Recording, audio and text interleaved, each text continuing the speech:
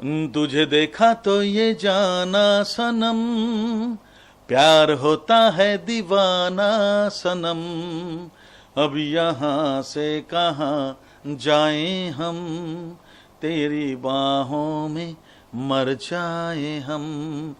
तुझे देखा तो ये जाना सनम। ये ना बहुत ही एक इसको आप कह सकते हैं कि मैं उस समय बांग्लादेश टूर कर रहा था। बांग्लादेश में मेरा शो था और बांग्लादेश में मेरे पास एक फ़ोन आया मिनिस्ट्री से, हमारे इंडियन मिनिस्ट्री से, कि आपको पद्मश्री से नवाजा गया, आप उसको स्वीकार करते हैं कि नहीं, पहले ये पूछते हैं वो लोग। तो होम मिनिस्ट्री से ये फ़ोन आया मेरे पास बांग्लादेश में, जहाँ पे मैं किसी को बता नहीं सकी, उनके कंट्री में पद्मश्री का कोई मतलब ही नहीं है। तो हम वो खुशी जो है ना, वो शेयर करने के लिए कोई नहीं था उस समय। तो मैं सुना और अपने आप में खुश हो रहे, अपने आप में बहुत खुश हो रहे सब कुछ, लेकिन किसी को बोलता हूँ मेरे को ना पद्मश्री दिया गया। अच्छा, ये क्या होता है पद्मश्री? अच्छा, ओ अच्छा, अच्छा पद्मश्री, अच्छा अवार्ड है, कोई अवार्ड में हमने बता, ये एक इतना प्रेस्टिजियस अवार्ड है। मैं किसी को बोलूँ तो किसको बोलूँ? फिर मैं शो करने का 2 दिन मैं वहाँ दबा के, फिर मैं जब कलकत्ता वापस आया, कलकत्ता में आके जब बोला तो सब लोग एकदम, तब मेरे को लगा कि हाँ कुछ अवार्ड मिला मुझे। एंड आफ्टर दैट मैं 2009 में मैं राष्ट्रपति भवन जाके वो अवार्ड लिया। रियलिटी शोज़ के बारे में मैं ये कहूँगा कि रियलिटी शोज़ में रियलिटी नहीं होता है। रियलिटी नहीं होता है, ऑल मैनिपुलेटेड। एंड सबसे बड़ी बात है कि जो जजेस होते हैं, जजेस के हाथ में कोई पावर नहीं दिया जाता है। जजेस जो होता है खाली बैठ के प्रोडक्ट का इलाबोरेट करते हैं कि ये प्रोडक्ट अच्छा है, ये प्रोडक्ट बुरा है, खाली इतना ही बोल सकता है। जजेस के हाथ में पावर नहीं है, इसलिए मैं बोल रहा हूँ कि एसएमएस द्वारा और पब्लिक वोट द्वारा फर्स्ट सेकंड थर्ड किया जाता है। अगर सबसे बड़ी बात यह है कि पब्लिक कहाँ गिनने जाते हैं कितना एसएमएस आया, कितना वोट आया, ये कौन देखने जाता है, कौन इसका एग्ज़ाम करेगा, कौन इसका सो ये सब मैनिपुलेटेड होता है। आपको जहाँ जिसको देना है, जो कुछ भी करना है, वो पहले से फिक्स होता है, एवरीथिंग ऑल स्क्रिप्टेड। जहाँ झगड़ा होता है, मारामारी होता है, 2-4 शब्द हो जाता है, जो कुछ भी होता है ऑल स्क्रिप्टेड। तो रियलिटी शोज़ में रियलिटी नहीं होता है बोल के मैं रियलिटी शोज़ करता नहीं हूँ। मेरे पास जब आता है ऑफ़र तो मैं सबसे पहले ये बोलता हूँ, एक ही मेरा शब्द होता है कि जजेस के हाथ में 100% पावर देना पड़ेगा, तो ही मैं रियलिटी शोज़ में जज कर सकता हूँ। इसलिए आप मेरे को देखेंगे नहीं। तो बंगाल में एक रियलिटी शो है सारेगामापा जी वाले का, तो उनमें से भी मेरा ये शर्त था कि भाई 100% आप मेरे को जज के हाथ में पावर देंगे तो ही हम करेंगे। वो लोगों ने इसको एक्सेप्ट किया and that is reality show Sa Re Ga Ma Pa जो मैं बंगाल में करता हूँ। इस बार भी मैं करूँगा। एक एल्बम मेरा एक लंदन में रिकॉर्ड हुआ। लंदन का ही म्यूज़िक डायरेक्टर है, लंदन में ही रिकॉर्ड हुआ, लंदन में ही डब किया मैंने। उसमें एक गाना स्पेनिश में गाया मैंने एंड 6 गाना हिंदी में। उसका नाम अमोर रखा जाएगा। अमोर यानी कि स्पेनिश में उसको प्यार बोलते हैं, लव, अमोर। अमोर जो है एल्बम का नाम होगा। एंड उसका एक गाना मैंने स्पेनिश वाला गाना शूट भी कर लिया, उसका शूटिंग करके वो चला भी गया लंदन यहाँ पे। और गाने बहुत अच्छा बना और बहुत मेलोडियस गाना है, जिस के लिए मुझे जाना जाता है, जिस रोमांटिक गाने के लिए जाना जाता है, उसमें रोमांटिक गाना है, पेपी नंबर्स भी है। उसमें गा तो सकता हूँ लेकिन गाना नहीं चाहिए। वो ऐसा है, tú eres mi único amor, yo quiero que seas mía para siempre, no puedo vivir sin ti, nunca me dejes, उसके बाद याद नहीं है। बस इसी टाइप के गाने हैं। मतलब इंटरनेशनल लेवल पे बहुत सारा काम अभी आ रहा है। अभी इतना कुछ बोलने वाली बात नहीं है, आगे जो आता जाएगा देखा जाएगा। ये यहाँ पे बोलने से बहुत ज़्यादा इफेक्ट होता है लोगों को, जो मुझे बहुत प्यार करते हैं उन लोगों को बहुत इफेक्ट होता है कि वो नहीं सुनना पसंद करेंगे कि मैं क्या क्या कर रहा हूँ। और मैं भी बोलना नहीं चाहता हूँ, वो आए तब पता चलेगा उसको, तब तक उसको करने के लिए कुछ रहेगा नहीं। तो इसलिए मैं बोलना नहीं चाहता हूँ। बहुत सारा चीज़ें हो रहा है, खाली इतना कहूँगा कि इंटरनेशनली एक मार्केट मेरा है। मैंने जो गाना गा के रखा, बहुत ज़्यादा हिट गाना है मेरा, तो उस गाने की वजह से लोग मुझे बहुत पसंद करते हैं। ऑल ओवर द वर्ल्ड मैं शो करता हूँ, तो उसमें पता चलता है, जब मेरा हाउसफुल शोज़ होता है उसमें मेरे को पब्लिक का जो रिस्पांस दिखता हूँ मैं, उसमें पता चलता है कि कितना प्यार वो हमें करते हैं आज भी, after 25 years of my career, कि आज भी मैं फुल हाउस क्राउड में शो करता हूँ। तो ये एक ऊपर वाले की बहुत बड़ा आशीर्वाद है, मेरा माँ बाबा का आशीर्वाद है। That's why I am going like king. देखिए अभी जो अपकमिंग सिंगर्स है, अपकमिंग सिंगर्स के सबसे बड़ी लैक जो है, जो माइनस पॉइंट है, वो है कि वो अपना पहचान नहीं बना पा रहे। अपना पहचान बनाने के लिए ना मेहनत करना पड़ेगा उसको। सबसे बड़ी बात है, कोई भी गाना आप उठा के आज के ज़माने में आप नहीं बोल सकते हो कि किसका गाना है, फटक से नहीं बोल सकते हो। वो अपना स्टाइल नहीं छोड़ सका, अपना स्टाइल नहीं बना पा रहा है, क्योंकि एक एक फिल्म में 3 म्यूजिक डायरेक्टर, 4 म्यूजिक डायरेक्टर होता है, एक ही स्टाइल में गाना बनता है। वेस्टर्न स्टाइल को पकड़ लिया, उसी स्टाइल में गाना बनता है। तो एक सिंगर्स जितने भी हैं, बहुत अच्छा सिंगर्स भी है, वो सिंगर्स में से क्या उसका वर्सेटाइलिटी दिखाने के लिए म्यूजिक डायरेक्टर का जो एक हाथ होता है वो नहीं है। तो नेचुरली वो अपना वर्सेटाइलिटी दिखा नहीं पा रहा है, जिसकी वजह से हमको एक टाइप का गाना लग रहा है। इसलिए गाना आ रहा है, आजकल चले जा रहा है, परसों आ रहा है, फिर नया गाना फिर चले जा रहा है। इस्टेब्लिशमेंट की कुछ भी नहीं है। ये बहुत ही दुख वाली बात है।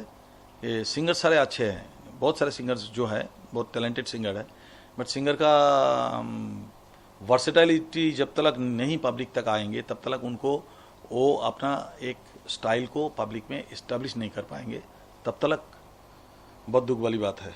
वो म्यूज़िक दौर बदलता है और दौर के साथ हम लोग बदल जाएं। आप कपड़ा पहन के घूमते थे, आप बिना कपड़े के घूमेंगे।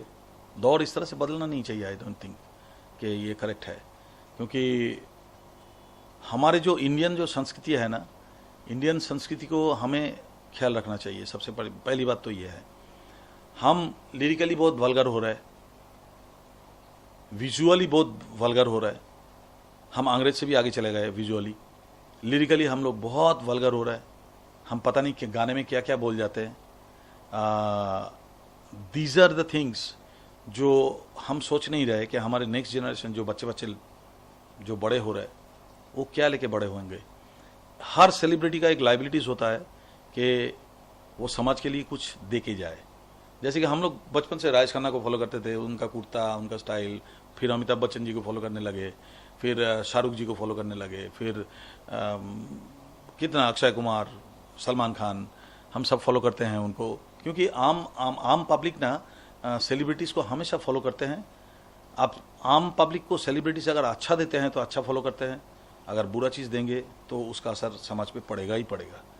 तो मेरे को ऐसा लगता है कि हम सेलिब्रिटीज़ का एक लाइबिलिटीज़ होता है, हम उस लाइबिलिटीज़ को भूल के अगर हम वल्गर चीज़ को ज़्यादा प्रायोरिटी दे दे तो समाज में उसका असर, आज जो इंडिया का हालत है, आज जो आप पेपर खुलते, टीवी खुलते, आपको सबसे पहले जो खबर आता है वो बहुत असर करता है। ये बॉलीवुड के जो हमारे जो काम हैं उसका बहुत बड़ा असर है इसमें।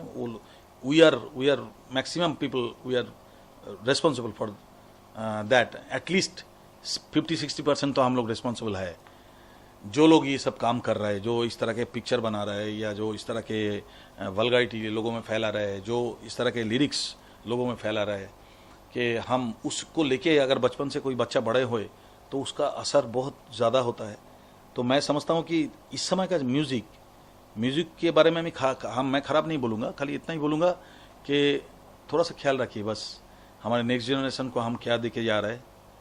और जो ये काम कर रहा है उसका भी घर में बच्चा होगा, उसके घर में छोटे बच्चे होंगे, वो अगर बचपन से ही इस तरह के गाना गाते गाते बड़े हुए, या आई डोंट थिंक कि इसमें समाज का कोई अच्छा होगा, बहुत ही बुरा होगा। सो ये हम मालूम है, हमें चंद प्रोड्यूसर है, चंद डायरेक्टर है जो ये कर रहा है। इसके लिए गवर्नमेंट को एक इनिशिएटिव रोल अदा करना पड़ेगा। And I think government can control कि कितना वल्गैरिटी और कितना दूर तक हम टीवी को अलाउ कर सकते हैं और फिल्म को अलाउ कर सकते हैं। ये सेंसर बोर्ड में जितना भी नॉनसेंस लोग बैठे हुए हैं उनको सबसे पहले ये ठीक करना पड़ेगा कि हम कौन सा सीन को काट के रखना चाहिए, कौन सा सीन को जोड़ना चाहिए। तो ये सब बहुत सारे पॉइंट्स है। इसके वजह से हमारे म्यूजिक इंडस्ट्री का आज ये हालत है, फिल्म इंडस्ट्री का ये हालत है। अभी 300 पिक्चर बनता है, उसमें से 1 या 2 पिक्चर हिट होता है।